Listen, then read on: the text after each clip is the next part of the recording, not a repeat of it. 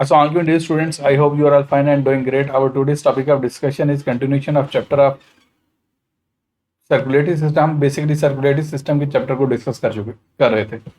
Multiple क्या सकते हैं कंपोनेंट्स हम डिस्कस कर चुके हैं सर्कुलेटरी सिस्टम को, कि जैसा कि ब्लड को डिस्कस कर चुके हैं, ब्लड वेसल्स को डिस्कस कर चुके हैं और ब्लड वेसल्स और हार्ट को डिस्कस कर चुके हैं. फिर हमने मल्टीपल जो डिजीज है उनको भी डिस्कस किया है, CADs को डिस्कस किया है और डिफरेंट और क्या हार्ट अटैक वगैरह को सबको डिस्कस कर चुके हैं. एंजाइना पेक्टोरस को डिस्कस किया. अब जो नेक्स्ट है ना लास्ट टॉपिक इस चैप्टर का, ये जर्नल है. इसमें है harmful effects of smoking related to heart disease. अब हम कहते हैं ठीक है, स्मोकिंग कर जो स्मोकर्स हैं उन पे उनकी हेल्थ पे क्या इफेक्ट होता है स्मोकिंग का, उसको हम देखने लगे हैं. लास्ट चैप्टर में हमने ना जो रेस्पिरेटरी सिस्टम का चैप्टर था ना, उसमें हमने देखा था कि स्मोकिंग के रेस्पिरेशन पे भी अच्छे खासे इफेक्ट है. अब बेसिकली हार्ट डिजीज पे भी स्मोकिंग इफेक्ट है. क्या है, कैसे हैं, किस तरह देखते हैं इसको.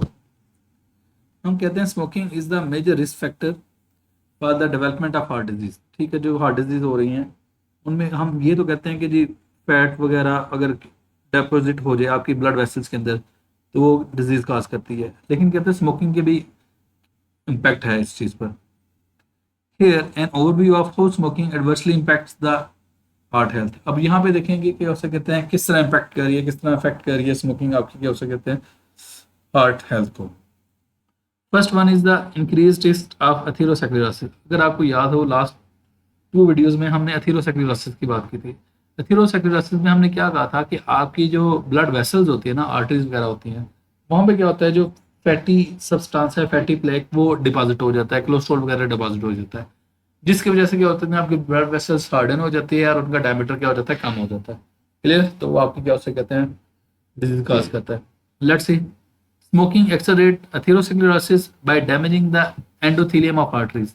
तो अगर आपको याद हो तो एंडोथेलियम जो सबसे इनर मोस्ट लाइनिंग थी ना ब्लड वेसल की, that is called as endothelium. Clear, वो एंडोथेलियम थी. Next, increase risk of blood clot formation. कहता है ब्लड क्लॉट फॉर्मेशन हो जाती है.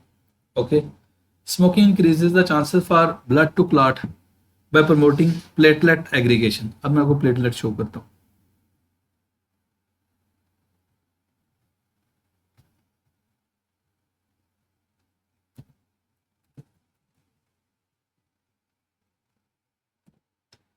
बच्चे अगर आपको याद हो जो क्या उसे कहते हैं हमने बात की थी ब्लड के कंपोनेंट्स की. मैंने कहा था blood plasma, red blood cells हैं, वाइट ब्लड सेल्स हैं और सेल लाइक बॉडीज हैं. जो सेल लाइक बॉडीज है ना उनमें ये प्लेटलेट्स हैं. अगर मैं आपको एक और चीज बताता हूँ,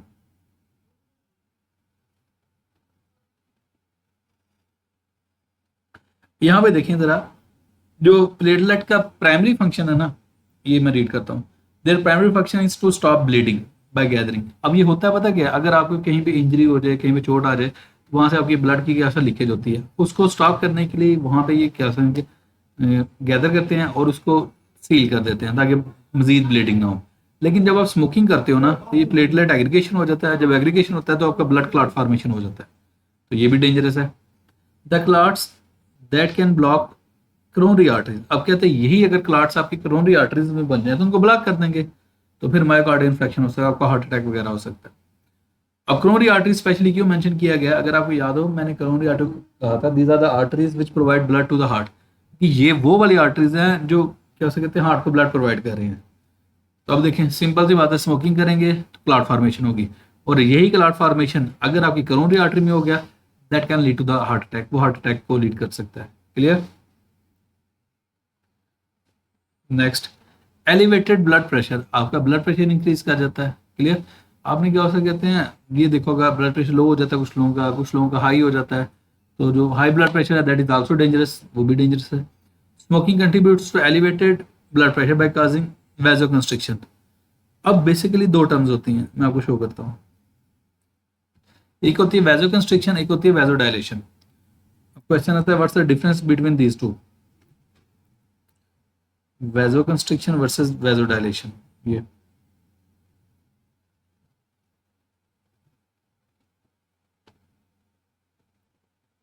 जब हम बात करते हैं ना वैसो कंस्ट्रिक्शन, ये 2 वर्ड्स पे मुश्तमिल है. Vaso related to the blood vessel, constriction mean constrict कर जाना, उसका डायमीटर कम हो जाना. Vaso dilation, vaso mean blood vessels, dilation mean dilate कर जाना, उसका डायमीटर इंक्रीज हो जाना। अभी आपको क्या हो सकता है, कंपैरिजन के लिए ये डायग्राम दी गई है। यहाँ पे देखें, ये नॉर्मल क्रॉस सेक्शन है ब्लड वेसल का, क्या नॉर्मल, ये जितना रेड रीजन है, क्लियर। अब यहाँ पे क्या हो गया, वैसो कंस्ट्रिक्शन होगी। अब ये देखें डायमीटर कम हो गया, डायमीटर क्या हो गया, कम हो गया। अब इसके साथ ही क्या है, वैसो डायलेशन है। तो देखिए डायमीटर अच्छा खासा हो गया, इंक्रीज कर गया, that is the vaso dilation, clear. अब जब ये वैसो कंस्ट्रिक्शन हो जाएगी तो फिर क्या हो सकता है, आपकी बॉडी का इशू आ जाएगा, वहां पे फिर प्रॉब्लम हो जाएगी। तो इसमें क्या होगा, आपका ब्लड प्रेशर इंक्रीज होगा। अब क्वेश्चन था ब्लड प्रेशर इंक्रीज कैसे होगा, जब वैसो कंस्ट्रिक्शन होगी ब्लड का लेस फ्लो होगा। जब उसका लेस फ्लो होगा तो जो आपके टारगेटेड इशू टिश्यूज हैं, उनका मैसेज ये आएगा कि we are not getting the, you can say blood, we are not getting the food, we are not getting the oxygen, mean उनको ऑक्सीजन नहीं मिल रही, फूड नहीं मिल रहा, ब्लड नहीं मिल रहा।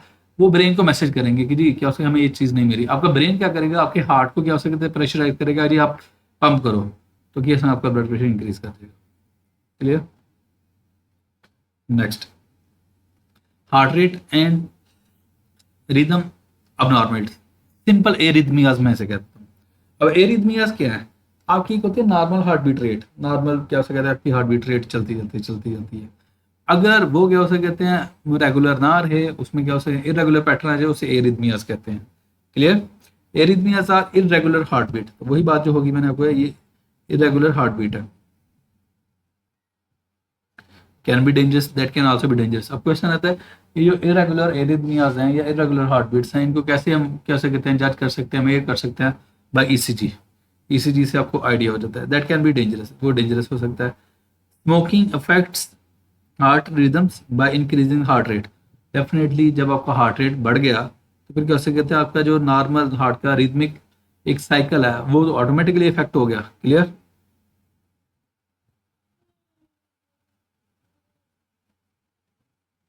नेक्स्ट, रिड्यूस्ड ऑक्सीजन डिलीवरी, तो क्या उसे कहते हैं, रिड्यूस्ड ऑक्सीजन डिलीवरी होगी। Carbon monoxide from cigarette smoke binds to haemoglobin RBCs.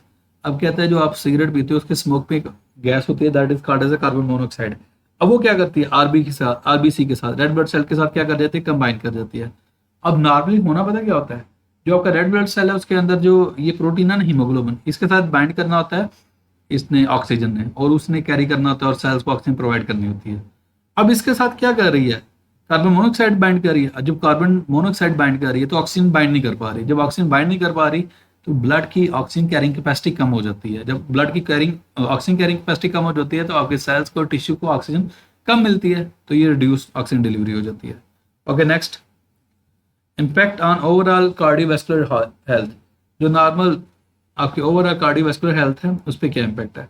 Smoking contributes to the narrowing of arteries, arteries आपकी क्या हो जाती है, नैरो हो जाती हैं, कहाँ पर, in the legs, which can further strain the heart, जो आपको हार्ट को ज़्यादा इम्पैक्ट करेंगे, ज़्यादा उस पर प्रेशर डालेंगे, क्लियर। ये जर्नल सी बातें हैं।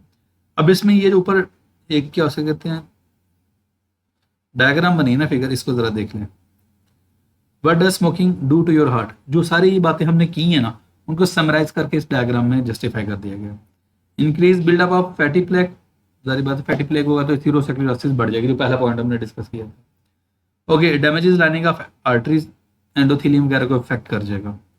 Next, quickly effects the heart and blood vessel, blood vessel और हार्ट को क्या हो सकते हैं, इफेक्ट करते हैं। Okay next, carbon monoxide in tobacco smoke, ये वही सारे पॉइंट्स जो मैंने डिस्कस किए उनको शॉर्ट सा करके, अगर आपको ये डायग्राम याद है ना, ये आपको लेबलिंग आती है, then definitely you are able to describe the thing, आप इसको इजीली डिस्क्राइब कर सकते हैं। Carbon monoxide in tobacco smoke reduces the blood's ability to carry oxygen, causing heart to work harder, clear। okay next, causes the thickening and narrowing of blood vessels, आपकी जो blood vessels हैं वो thicken हो जाएंगे और narrow हो जाएंगी। makes blood sticky and more likely to clot, वो क्या स्टिकी हो जाएगा और क्लॉट कर जाएगा, क्लियर। नेक्स्ट, raises triglycerides, ये जो आपकी फैट्स हैं, लिपिड्स हैं, इनकी बात कर रहे हैं। And lowers good cholesterol, good cholesterol कम हो जाएगा और इफेक्ट करेगा कौन, स्मोकिंग करेगा, क्लियर। बच्चे यहाँ तक ये चैप्टर कंप्लीट है। If you have any sort of question you can ask in the comment section.